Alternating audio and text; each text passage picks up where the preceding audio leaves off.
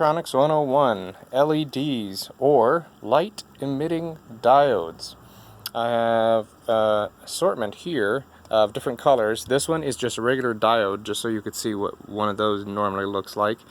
No light emitting there, but they do all act the same otherwise. One thing about these is that you notice they have to be put in position correctly or they are not going to light up. Diodes are actually made so that they will block electricity from flowing in certain paths, so you'll see that a lot in like power supplies, to make sure that you don't accidentally plug it into the wall backwards and ruin whatever circuit or device you have plugged in. Now, these are normally in a circuit. You'll have your power source, batteries or solar panels or what have you, some resistance in the wires, as well as discrete resistor, which looks like that one. And then you'll have, say, power source, resistor, and the light. This one's not as bright as it could be because this is actually a redundant resistor, because inside these they actually make them with resistors already in series to add more protection to make sure you don't accidentally burn these things out. Because while it does take more power to light them up, the further down the light spectrum you get, like this one takes very little energy to light up, this one takes a lot. It ranges between 1.2 volts all the way up to like 3.3 for this size and variety. You do have power ones that are used in light bulbs, which I'll show you later, and those are used to replace inefficient incandescent bulbs or fluorescents in some cases for light displays. So, to show the different power requirements, we have two AAA batteries, so that's about 3 volts, and we'll put on the red one. Lights up nice and bright. Put on the green one. It's alright, medium. Still easily visible.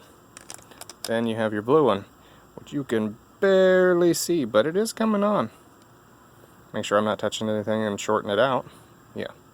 So it's coming on, but barely. Now, if we add more power, this is 3 AAAs, so it went from a 3 volt battery pack to a 4.5 volt battery pack, so 1.5, 3, 4.5. Now we put on our red one, super bright.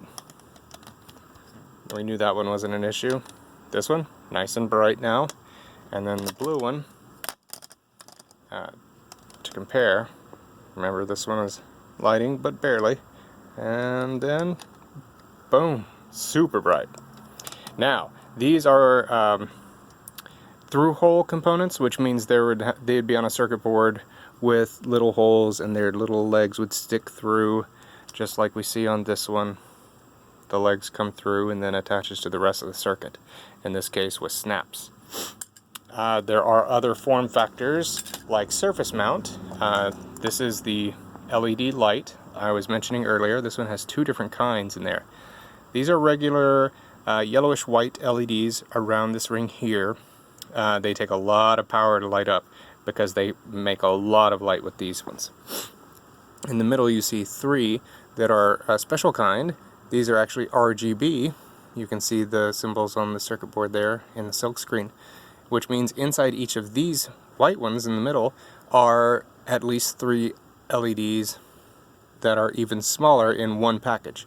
So instead of needing 3 different LEDs for the RGB effect, you can get it all in there. And that's why it has more pins sticking out of it instead of just the negative and the positive. Which reminds me, the way to tell which side is negative and positive, because normally you won't see that plus sign on there, it'll just be that and the 2 little electrode legs sticking out.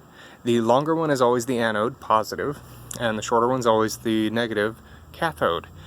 In case those little LED leg electrodes have been snapped off or snipped or what have you, you'll see that the negative side is flatter at the base. See how that side is nice and curved all the way around like a little hat? But that one is actually flat, to remind you that that's the wall, that's where you stop.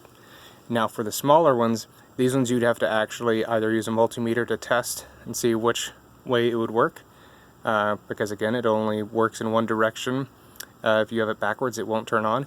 Or you have one and you'd, if it wasn't attached to the board, of course, you'd just flip it over and it would have some kind of mark, either a dot or an arrow pointing to the cathode or negative side.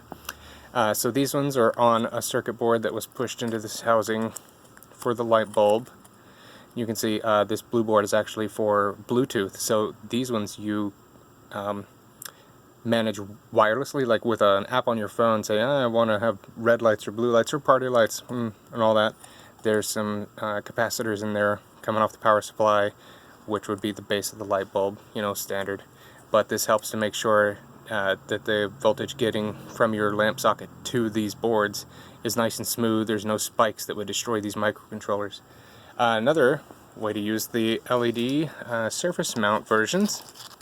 These are also RGB LEDs, and you can see that these ones have little surface mount resistors in the series as well, and these are all just one continuous string. If you wanted them shorter, you would cut along these pads here, as it says.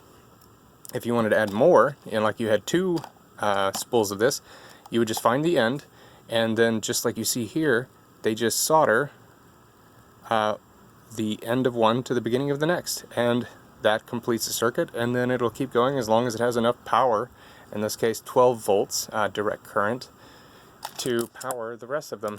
I think in this case